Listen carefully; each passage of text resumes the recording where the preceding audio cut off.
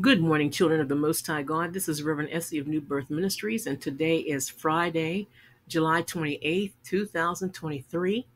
And if you don't mind, I'd like to read the Word of God to you, Exodus chapter 20, verses 1 to 5, which says, And God spake all these words, saying, I am the Lord thy God, which have brought thee out of the land of Egypt, out of the house of bondage. Thou shalt have no other gods before me. Thou shalt not make unto thee any graven image, or any likeness of anything that is in heaven above, or that is in the earth beneath, or that is in the water under the earth.